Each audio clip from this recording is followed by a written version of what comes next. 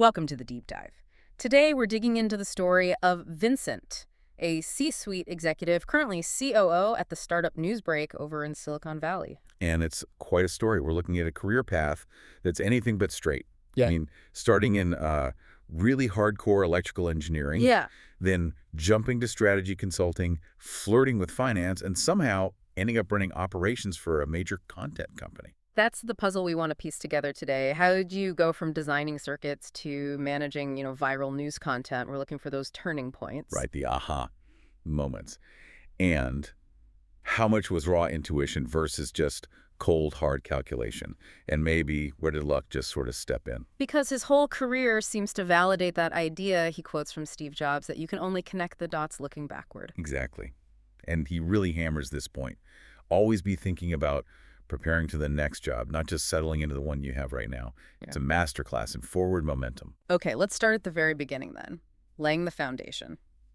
He describes himself in high school as a science kid, top 10 in his grade consistently. But here's the first twist, right? He says despite the grades, he always felt like deep down he was essentially a humanities person. Which kind of checks out when you hear he was also super social, good communicator, main player on the basketball team, not just a bookworm. Definitely not. He clearly had that qualitative side. But then came the big college entrance exams. Oh, yes, the Gaokao. Right. And his performance, especially in Chinese and humanities, where everyone, including him, expected him to crush it, it just wasn't good enough for the absolute top tier. So no Tsinghua, no Peking, that must have been a blow. How did he handle that? Pragmatically. Almost like an algorithm, like you said. He looked at Zhongshan University, a very good school, and basically picked the major with the highest admission score he could get into. Which turned out to be electronic engineering, EE. Exactly. And there's a bit of strategy there, too, apparently. Computer science was the really hot ticket then, super crowded. So he dodged the biggest scrum. Kind of. He figured EE's just as tough, technically, but maybe slightly less of a feeding frenzy. A calculated gamble, maybe hoping for an edge later by not being in the thickest part of the fight. Even then, thinking tactically. But that technical path, it didn't stick, did it? By sophomore, junior year, he knew this wasn't his future. No. He realized that the typical EE jobs, China Mobile, maybe early Huawei, IBM, that wasn't the end game for him. He started looking around, exploring business, operations, even marketing. He even mentions dreaming about advertising, like Mad Men-style creative energy. Yeah, which shows that tension, right? He could do the hardcore engineering, he had the chops, but his real interest, his pull, was towards business structure, communication, something else. So the path wasn't clear yet, which leads to grad school. He calls that decision fuzzy. Well, yeah. He'd missed out on a P&G marketing role he really wanted. Had other offers, like Unilever, but not the one. So grad school wasn't a burning academic passion. Not exactly. It sounds more like, well, convenience. He got a guaranteed spot, this Baoyan thing in the Chinese system. It was a way to buy time, maybe get an edge over the undergrads flooding the market. But crucially, he didn't just coast. He linked up with a professor doing cutting-edge work in 3G tech, CDMA. Right. So even this sort of default move ended up giving him highly relevant advanced technical knowledge. It was fuzzy, but it positioned him perfectly, almost accidentally, for what came next. It was the consulting gig, part 2, the breakthrough. Yes, his first real job after the master's was at Accenture. And get this, he admits he'd never even heard of the company before applying. Seriously? How did he even find it then? Total accident. Yeah. Found an internship listing on a university BBS, like an old school online forum. Wow. Talk about random. You really never know where opportunities hide. But luck needs opportunity, right? Yeah. And this was a very specific window. Accenture was just setting up in Guangzhou. The partner there had ties to Zhongshan University, and they were only hiring technical postgrads from Zhongshan and one other tech university, Huagong. Super narrow filter.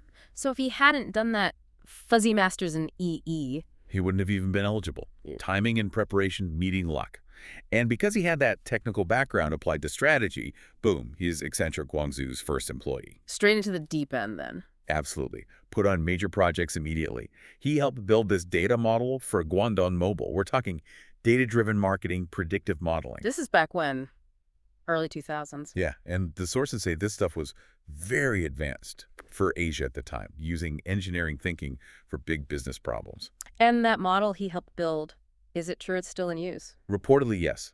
which just shows the impact.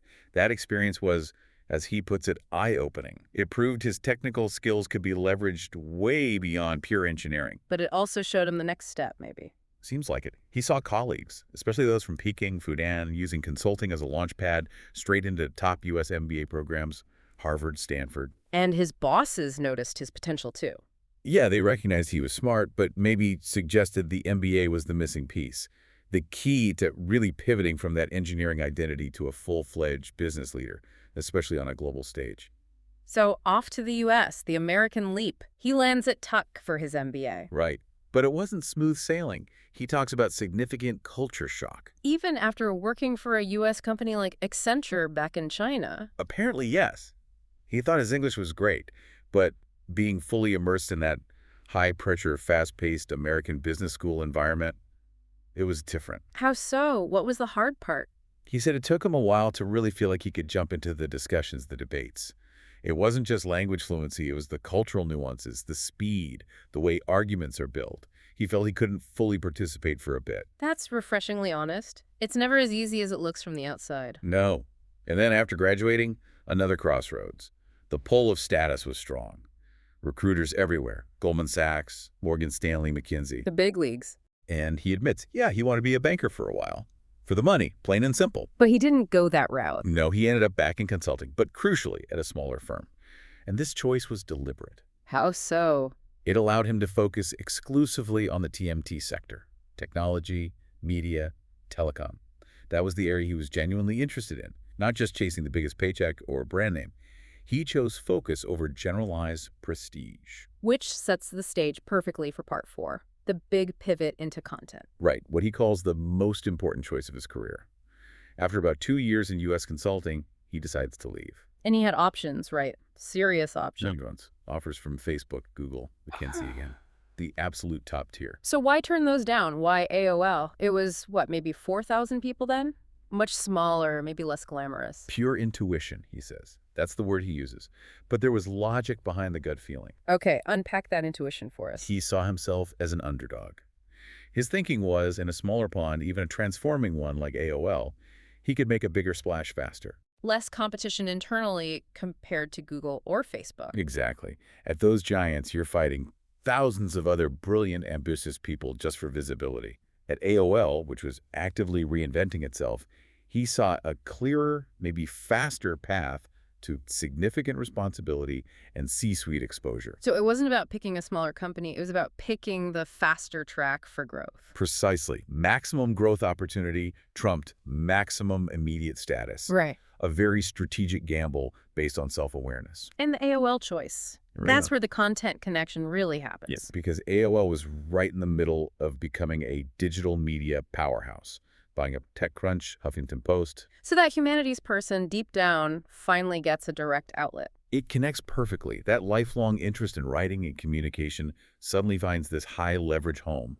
His engineering rigor, his consulting discipline, it all gets applied to the chaotic, fast-growing world of digital media. Which desperately needed structure, data analysis, operational skill. All the things he was now uniquely equipped to provide. And the results came fast. He quickly became a director, worked directly with the CEO. That Guangdong mobile data modeling experience probably came in handy again. You bet. Managing scale, understanding growth metrics in a digital world, that foundation was gold. And this pivot just propelled him upwards. COO of Huffington Post, leadership at Yahoo, and now COO at Newsbreak. It all flows from that AOL decision. And look at his role now. COO, sometimes interim CFO. He manages, quote, everything except product and technology. Which is pretty much everything else. HR, revenue, sales, growth, content. The whole operational engine. But he can still talk tech because of the EE background. He gets the product side. And the MBA and consulting gave him the business breadth. It's a powerful combination. The ultimate generalist role, but built on layers of very specific, deep expertise. Exactly. The technical base let him take risks later in more qualitative fields, knowing he had that analytical core to rely on. Which brings us back to his reflections, the wisdom bit. That Steve Jobs quote again. You have to believe that the dots will somehow connect. Right. It's not passive hope, though. It's about actively collecting high-quality, potentially useful dots. even if you don't see the picture yet. He also mentions luck and timing quite a bit, acknowledging that among smart people, ability is often pretty similar. Yeah, he emphasizes that choosing roles based on what they teach you for the next step is way more important than just the title or the salary right now. Strategic patience. But the most surprising advice, maybe, was looking back at high school. He actually regrets being too competitive academically. Isn't that something, coming from someone who clearly succeeded through that drive? Yeah. What does he wish he'd done differently? He suggests like a 70-30 rule. 70% focus on studies, sure, but dedicate 30% to exploring other interests. Things like music, piano stuff, he and his wife now wish they'd learned. So, diversifying your interests beyond just pure academics. Exactly. He realized that while single-minded focus wins the short-term race, it's the broader curiosity, the emotional outlets, the diversification that builds resilience and maybe even better judgment for the long haul, especially at the executive level. So, wrapping it up, the big takeaway seems to be success isn't always about a perfect plan. It's about spotting those unexpected chances. Like the BBS post. And having the guts, the intuition to choose the path that offers the most growth, even if it looks like the underdog route initially. Turning down Google for AOL seemed crazy then, but... But it was the launchpad. His engineering mind met his humanity's heart, powered by business strategy, and it took off in that media environment. Okay, so we've talked a lot about preparing for the next step, connecting the dots, looking back. But Vincent himself also said something interesting. Sometimes things don't connect up, and you have to do some meaningless things in life. So, if the constant focus is on strategic preparation for the future, where's the space for just living? For enjoying something meaningless in the present without needing it to be a dot connecting to somewhere else? That's a really good question. When is it okay to just be without optimizing for the future? Something for all of you listening to think about in your own journeys.